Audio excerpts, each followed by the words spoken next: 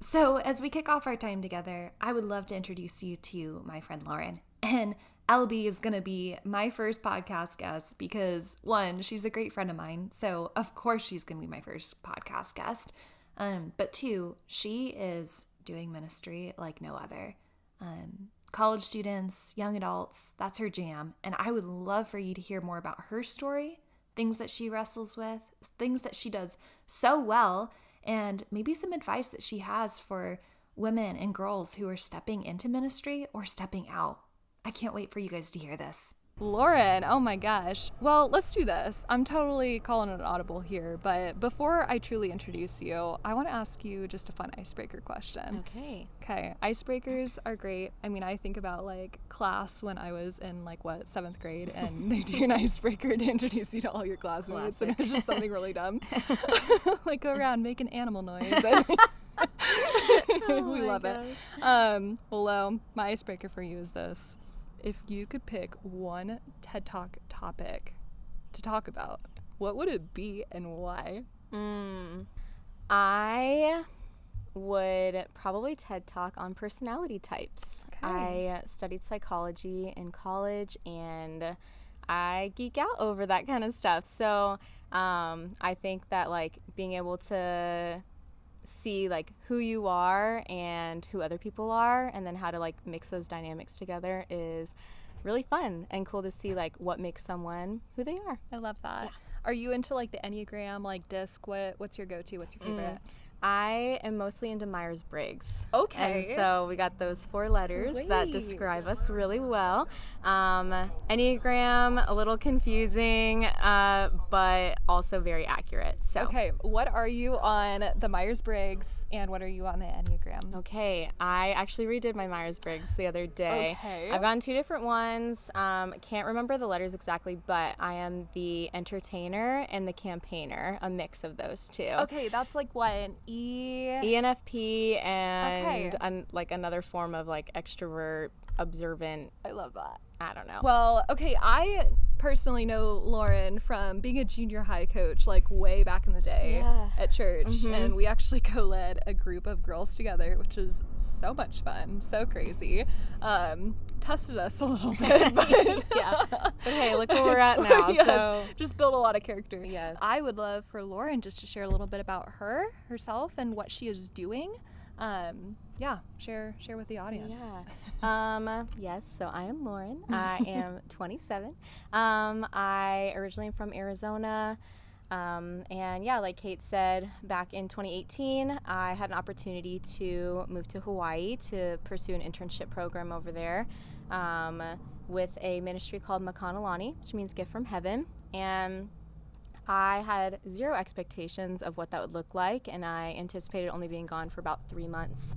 And 3 months turned into a little over 3 years. So, yes, I had my highest highs, my lowest lows over there, but really learned a lot about what it is like to be a woman of the Lord, and how to pursue connection with people and truly get to know people on a deeper level. Now I work at GCU as a resident director.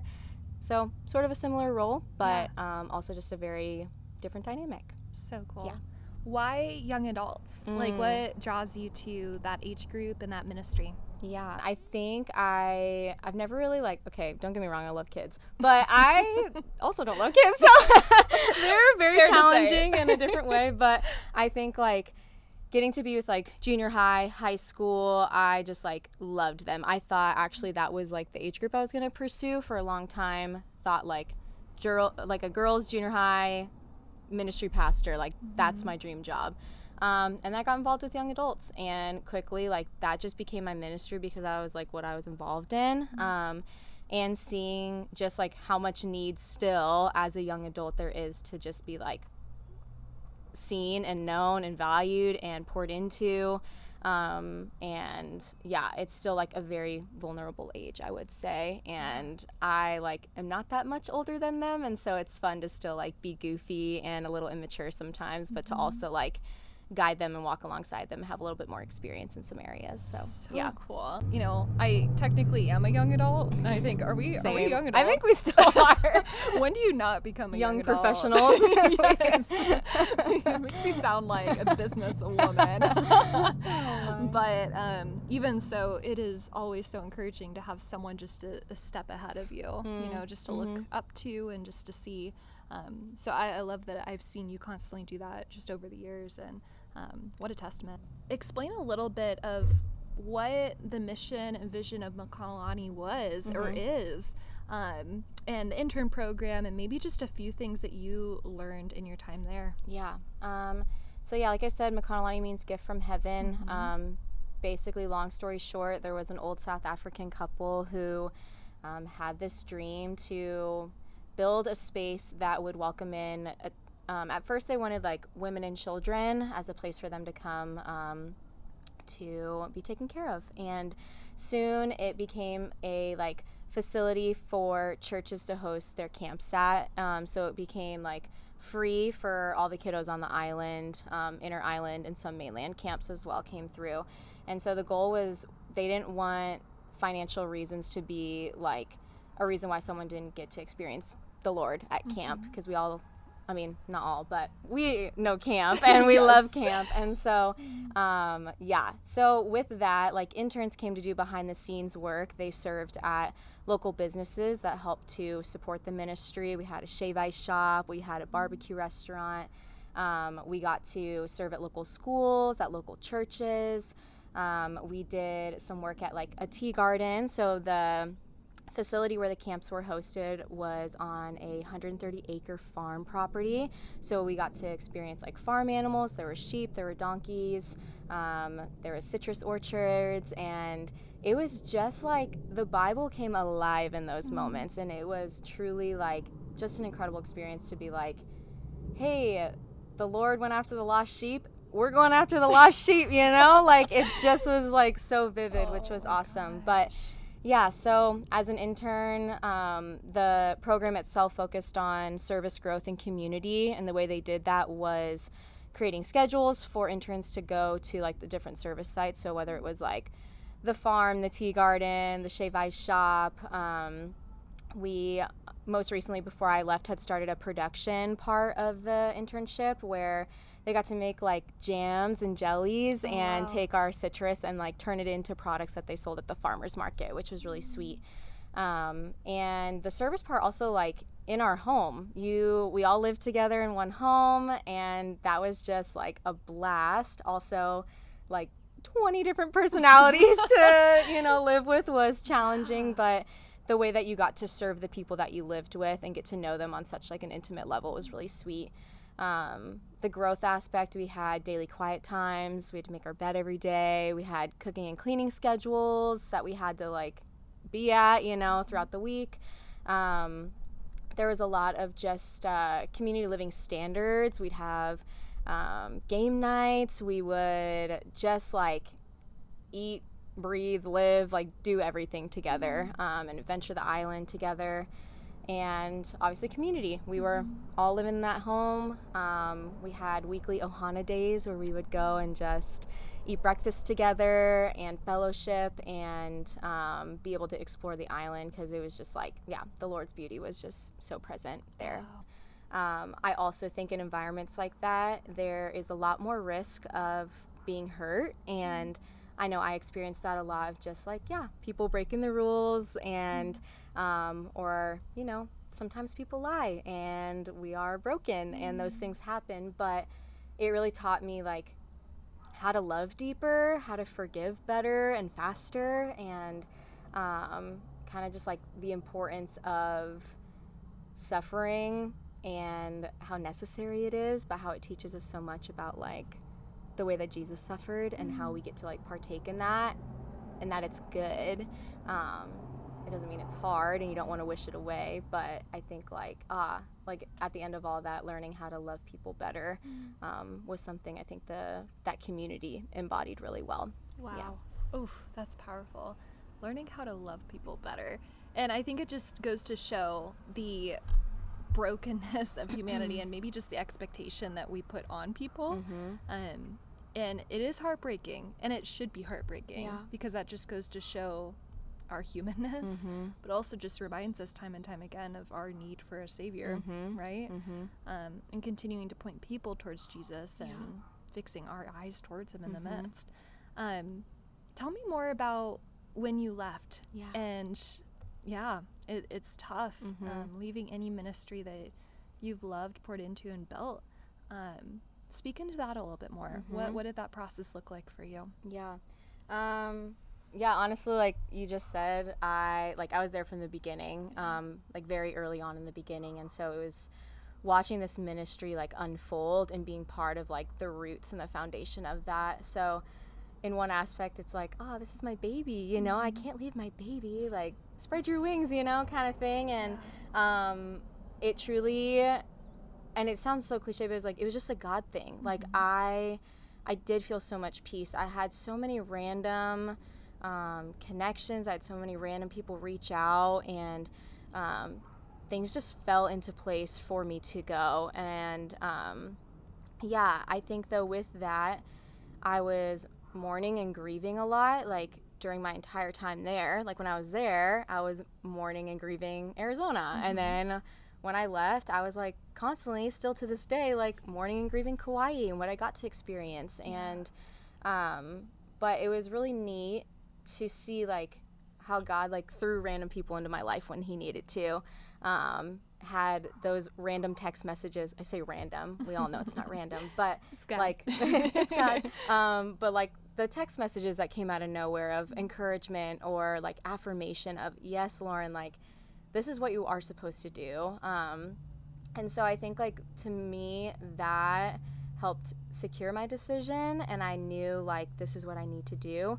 And quickly realized like maybe how much I identified myself with the things that I was doing when I was there, and how like all at once most of those things are going to be taken from me, and how do you process that? And so I think it really stripped me of a lot of the things that I was finding my value in. I really found a lot of my value in my work and in the people that I was around, and that changed every single day. More specifically every few months, you know, like you said, saying bye to people. You had to, in a short season, learn how to see people the way that Jesus sees them, and also like not limit your love to them, knowing in 3 months I may never see them again. Or if we do, life's gonna look way different than it does, you know, or than it is right now living together. And so, it taught me like the Lord gives and the Lord takes away, and like we have to be willing to surrender those moments. Throughout my time there, I would pick different words that I would focus on my birthday. Like I would pick a new word, and so during some of those seasons, one of my words was fearless. The other word, I had surrender, which was like this last year, and then and now transitioning into this year, it was remember and refine. And so I have just seen God like put me in opportunities to practice those things, and like despite all the tears and maybe frustration, anger, all the emotions, like have seen a lot of fruit from that, have been able to like minister to people who are going through the same thing. And you know, we got to walk through different seasons together, and that was really special, just to be like, yes, God, if I can like go through this so that I can use my story to help someone else navigate this season, like I want that. You know, I don't know where our listeners are at, you know, if they are stepping into ministry, or if they're stepping out of it, or thinking about staying or leaving, or, you know, whatever that looks like. What advice would you give them? I'm a firm believer that like ministry can be done anywhere. And I think with that, I've always kind of struggled to find like what's my thing? Like what makes me me? How do I like inspire people? And honestly, that is making it more about me and less about God. But I would say like think about the things that you value. Like, do you value human trafficking? Do you value like seeing others know their value? Do you like love young adults? Do you love kids? Like, how do you want to change the world? And it might take years and years of either figuring that out or like having that change. And I think there's like a lot of flexibility in navigating different seasons, because you're going to look back and be like, I'm actually different than I was 4 years ago. Yeah. And I think that's where I limited God for a long time. And years ago, I was like, yes, junior high, girls ministry pastor, that's what I want to do. It's my dream job. And that was so limiting. And now, like, if I like chose to pursue that at the time it was presented to me, my life would still be good. Yeah. I would still be like, you know, probably living in the Lord's will, but like life would look different. And then, but when I chose to stay, it was kind of making commitments to God. Like, God, I want, like I said, I want to pray. Ooh, this something just came to mind. Let's go. I had a teacher in college who would always encourage us to pray for failure. And at first I was like, what in the world does that, like, why? Pray for failure. Like, this is academics, man. Like, I'm not praying for failure. Pray for that. But it was more so just praying for the Lord's divine intervention in our life. So I've used this tactic in previous relationships. I've used this in, like, previous jobs, ministries, things like that. And so it is cool to see, like, if I'm willing to just say, like, yes, Lord, but also, you know, like, basically, like, I want this, I'm gonna pursue this. Or you take the leap of faith and then you pray, like, God, ultimately, if this isn't like what you want for me, then fail it. And it could take years for that to happen. Like, you can walk through something and it doesn't mean it was a waste of time, but it just might not have been like his end goal for you. Right. And so I think ministry, truly is like a heart posture thing of like, when I step into a space, like, how am I using my gifts, talents, skills to love people? And how do I help them understand, like, who they are despite their limitations, or like showing how much more valuable they actually are because of those limitations, and like proving that they do have value and worth, and a story that they can use to like bring God glory at the end of the day. Praying for failure, like, I love that, and I'm totally gonna steal that, because at the very end of the day, I think you're right. It's about the heart posture, not hot posture. That's what I'm gonna title this podcast. Hot posture. Just kidding. We will probably cut that out. It's incredible. But your heart posture, and that's what ministry's about. You know, because the moment that it becomes about you, you know, about your works, by your own flesh, then it is not glorifying to God. We're humans, and we think that our way is the best way, but in reality, like, God's way is just so much better. And it can be really simple. Like, I remember when I was applying for this new job, I, again, like, had the little affirmations here and there where I'm like, yes, I'm going to go for it. But also, like, in the process, I said, like, Lord, if they say yes, I'm going to say yes. Like, if they keep wanting more interviews, I'm going to show up for them. And then I already had, like, my mind made up, like, they want to offer a job to me, I'm going to take it. And it made it so much simpler to be like, God, I know you're going to take care of me at the end of the day. And, like, I don't have to worry about what's next. Like, I truly just need to focus on, like, loving well while I'm here, and fully being open to what the next season looks like, and navigating those emotions and navigating those desires, and truly not putting limits on, like, what he can do when I say yes. Yes. Okay, you touched on relationships a little bit, and I think that's where I want to end. Something that we have in common is just our, you know, walk with the Lord in singleness for a season. And talk more about that. You know, just maybe some lies that you've had to overcome in the past however many years. I know that there are listeners who are walking through that, and they may be feeling the lies of not being worthy, or having something be wrong with them. Yep. And it is all so not true. We can sit here and say that. So whoever you are out there, if you're single, hear us out. Yes, hear me out. There's nothing wrong with you. Nothing. Oh my gosh. I mean, I can literally die on that mountain right now. I'm just going to go die over there. But anyways, back to the question. Lo, tell us a little bit more about that. Yeah. Honestly, like, I have so much time to show up for my friends and my family. Right now, like, personal things going on in my family, and I'm like one of the only people that can be 100% available for like my siblings, and I like have the energy to invest into them, although my job like is very much like emotionally connecting with people and pouring into them. Like, I do have like a whole other side of me that is not like fully invested into one other person. Like, do I desire that? Absolutely. I think there is a beauty in partnership. I like so desire to be a mom someday and have my own family and have a home that like my kids get to have their friends over and like be that soccer mom, you know, that like has the snacks in her purse all the time.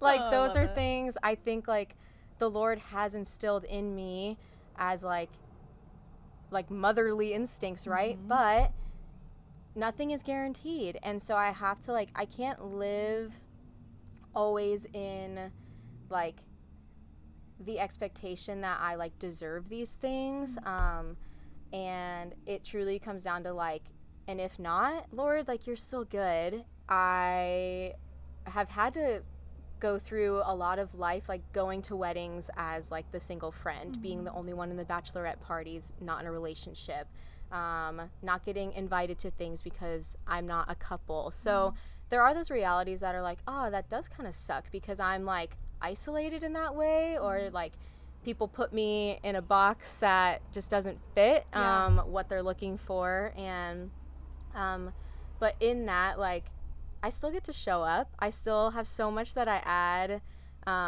whether it's, you know, like a goofy, silly personality or it's just like, hey, I'm just here to support you and to celebrate. That's like, I think, a huge thing.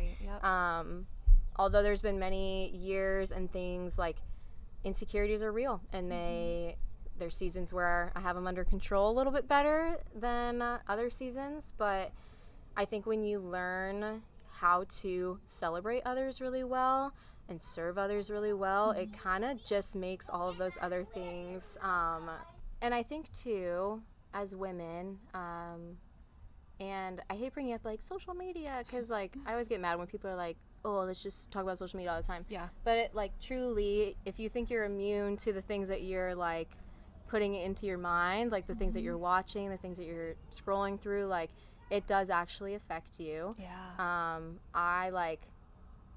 I'm gonna throw this out there for the listeners. Yeah. I personally struggle with a sweating condition. Wow, that's fun. And so that's like one of my biggest insecurities that I have. And if I like let that tell me that I'm like not able to be loved because of something that I'm like the most insecure about, that's just not true. Yeah. I have like so much more to value.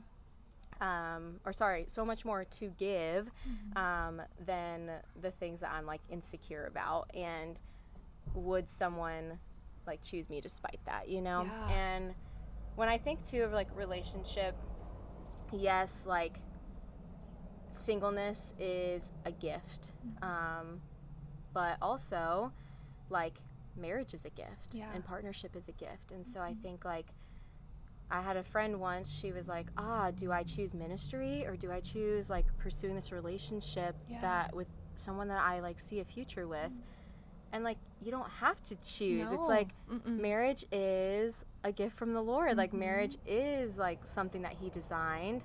And then also ministry, like, yes, you can pursue ministry if you like choose that. And so I think like I try to hold that area of my life more loosely the older I get. And the reality is like it is hard to meet people the older you get. It's harder to find community of feeling understood, feeling known, and not just like we are our own demographic right now. Yeah. Like we are the young professional, whatever you want to call us, like post-college, but not quite married, like don't have maybe like solid communities necessarily. I don't know. It's like so much of life is like changing and we're trying to figure it out. And but I have just become more of a yes girl. Like if someone wants to take me on a date, sure. Let's go. Yeah. You know, you never know what could happen.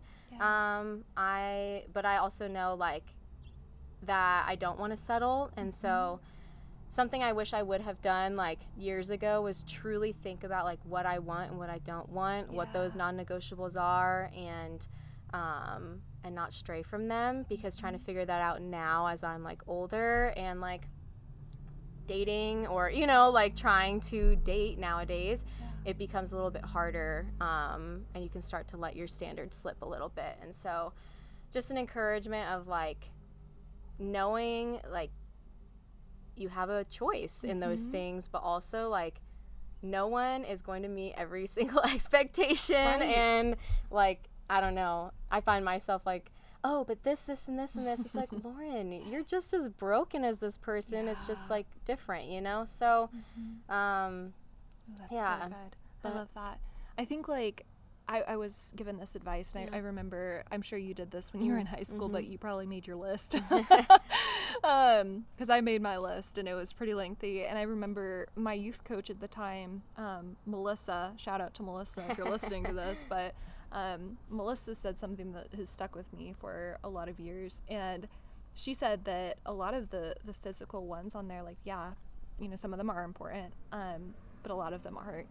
And I mean, I remember for so long praying like, Lord, I know that you're going to give me a dark-haired man. And I realized like, man, how, like, am I praying for the attributes of a man with character as hard as I'm praying for these physical attributes? Truly. Yeah.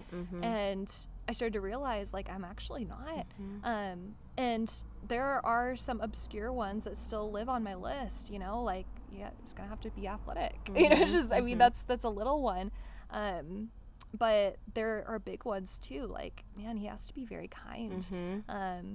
I will never date a man who is unkind or easily angered. That's something that is a non-negotiable on my list. And so I think encouragement to our listeners, like, what are those things?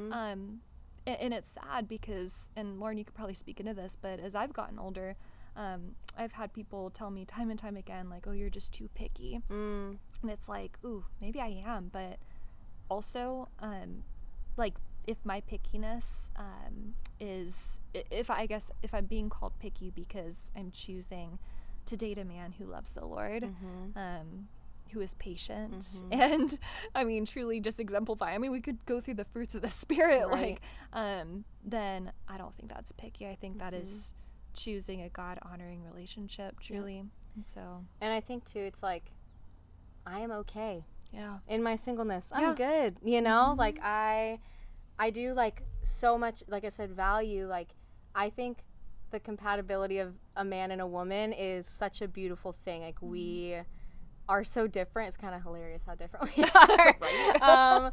But like in that, I can be picky, and truly, like, in your singleness, you won't have this amount of time for just you and God, like, pretty much ever again.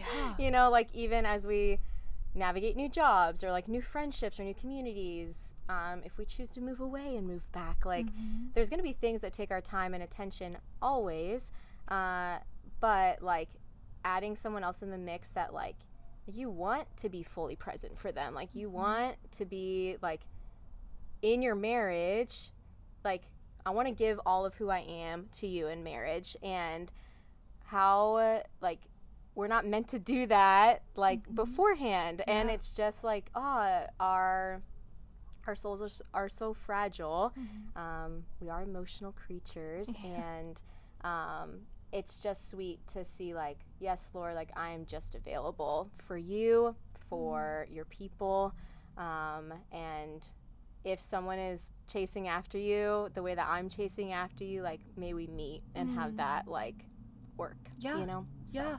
And I think trusting the Lord's timing, and it is so cliche. I mean, gosh, like how many times have I said that of like, oh, just trust in the Lord's timing, but it's like, it's truth, you know, and God will have the right person at the right time. And, you know, if we're just continuing to walk in obedience and chase hard after Jesus, I remember someone told me, like, gosh, it had to be a couple of years ago, but if you look left and right and you see someone catching up to Jesus as fast as you are, then date that person. Like that's you know, that's equal yokedness. Truly, if that's even a word. Yoke. That is awesome. I love that I just said that. Yokedness. Wow. I need to process through that. But and I don't know. I that's always stuck with me. But I think also too, there are so many times when I feel like being single and not being single has become so black and white. Where it's like, oh, if you're single, then either you're on one end of the spectrum of wanting to be so fiercely independent and not wanting to date anyone, or you're on the other end of the spectrum where you're desperate and you're just dating everyone. And I think that it can be uncomfortable for people who aren't in that to try to understand maybe where we are at. And that is in a space of, hey, I'm secure and I'm independent, but at the same time, I do have the desire of being married and having kids. But I am also content in this season. But also when it is a desire of your heart to potentially be in a relationship or to be in that next season, it is okay to have that desire. Especially if it is a God-honoring desire and you are taking, you know, steps towards Jesus in the midst of having that desire. And I think that the Lord puts desires on our hearts for a reason, you know, and we have to be okay with holding it loosely, but at the same time, our God is not malicious and he doesn't tease. So, I would say, like, God, like, doesn't withhold from us, you know, and so even down to that of, like, if I'm not in relationship, then right now I'm not supposed to be in relationship. Like, if I do end up in a relationship that, like, even doesn't work out at the end of the day, like, that's okay. Like, he, like, is not withholding from me. He's not, like you said, he's not teasing me. And may we, like, bring this all back to celebration and, like, would I still engage with my friends that are, like, married or have children and, like, learn from them in the process? Like, may I, like, still participate in, like, relationship with my single friends and make sure that we are, like, lifting each other up and not making our time together about, like, mourning and grieving what we don't have, but more so, like, celebrating the life that we get to live. And, like, every conversation doesn't have to revolve around relationship, you know, and, like, or who are you talking to this week? You know, it's like, no, there's so much more to life than just, even with people that you meet for the first time, like, that is a normal thing. Like, are you dating? Are you this or whatever?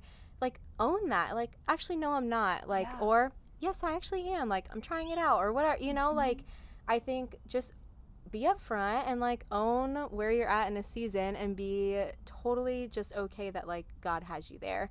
And that you would, again, like, use that as a testimony to, like, the people in your life. And maybe it's now, maybe it's in the future, but, like, would he bring people into your life that, because then, okay, this is, like, a whole other thing, but, like, the morning of singleness when you're in relationship. So I'm like, I have been single basically my whole life.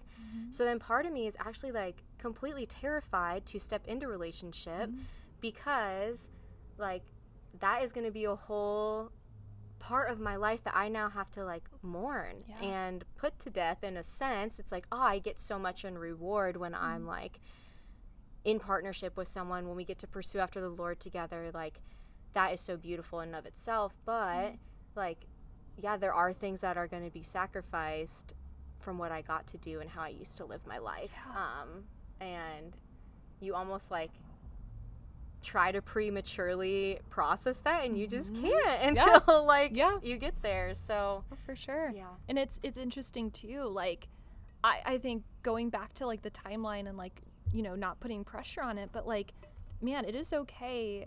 Like, I think singleness doesn't have, or maybe preparation for a relationship necessarily, it doesn't have to be linear, you know. And I think I don't know why I always viewed it like that, of like, oh, you know, as soon as you turn like 16 and you're like starting to kind of date, like it's all uphill of like, if okay, I can drive, like, I can date. If I can drive, I can date, baby. But I think, man, there's been seasons of my life where I'm like, I could get married tomorrow and be so joyful and happy. But there's other seasons where it's like, man, my focus right now is on Jesus and my ministry, and I really don't want to date anyone at all, and there's no way that I can date anyone.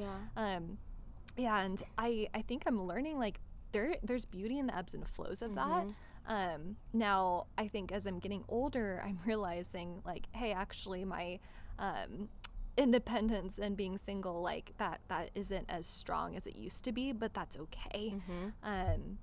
And it's interesting too, like, you know, when you are in relationships and you start to realize, like, oh man, maybe this isn't right. And also I am mourning my singleness. Like, okay, you know, the Lord's timing, this is just not the Lord's timing. But I think that when it is his timing, like, it will align. I mean, I know that, and sure, it's going to be hard for sure.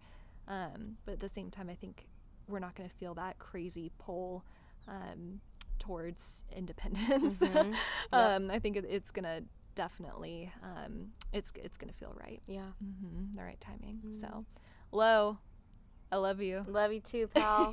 Thank you for being my first podcast guest. And just for sharing your heart and for being vulnerable. And I really hope that our listeners can take so much away from this.